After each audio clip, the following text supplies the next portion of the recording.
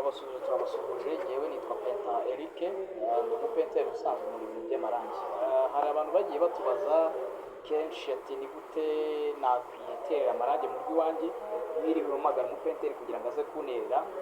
Nk'uko mubizi murabizi ko iyo ni sisiteme imenyerewe i Burayi, muri Amerika ndetse no mu bindi bihugu, Canada n'ibindi bihugu by'i Burayi byinshi. Ntabwo wirirwa uhamagara umupenteri ngo aze gutera amarangi, ahubwo ubwawe mu rugo ufata irangi ukarifungura ukarishyiramo amazi aringaniye, niba ari iry'amazi yaba iry'amavuta ukarishyiramo peteroli tineri cyangwa se ikindi kintu cyose ufunguza kiringaniye, hanyuma ukitera irangi waba utiriwe uhamagara umupenteri ngo aze aguterere. Uyu munsi tugiye kugendera mu rugendo rwo ku buryo wakwiterera irangi mu rugo iwawe, irangi rya silike.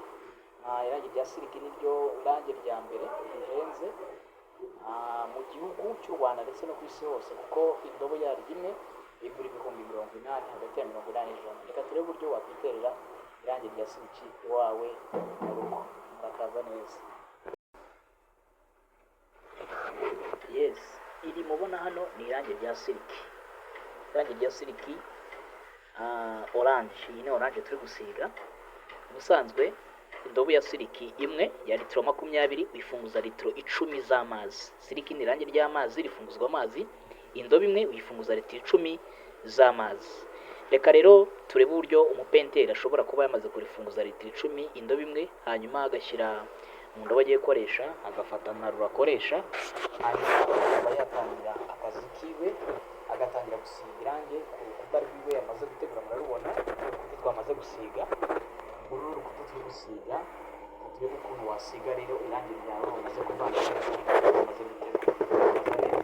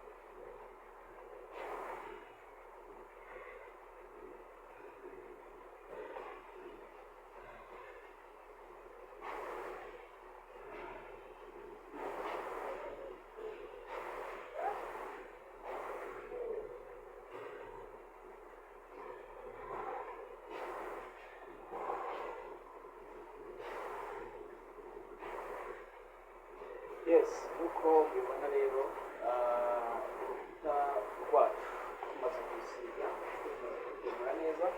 Igisigaye ni kimwe gusa, gukatira hejuru aho iki kiba kitagize, ni ukuhakatira neza no gukatira mo neza. Hano tugakatira ahantu hose kugira ngo tuzabashe kumenya neza, kugira ngo umuntu wese twagendanye mu rugendo rw'uburyo wakwitera irangi mu rugo iwawe ashobora gufata irangi mu rugo iwe akisigira.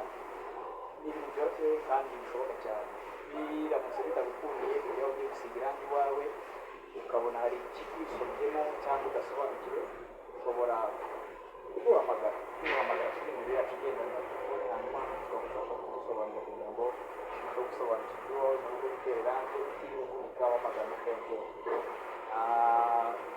Tuzajya tubana tubereka uburyo mwakwitera amarangi iwanyu mu rugo, n'ayandi marangi y'amoko yose tugenda tuyabereka gake gake kugira ngo mu gihe turi mu rugo tutagiye ku kazi turusheho kwikorera umurimo wacu, kandi turi no gusebura amafaranga menshi dutanga twohereza abakozi kugira ngo baze batwirinde amarangi. Murakoze.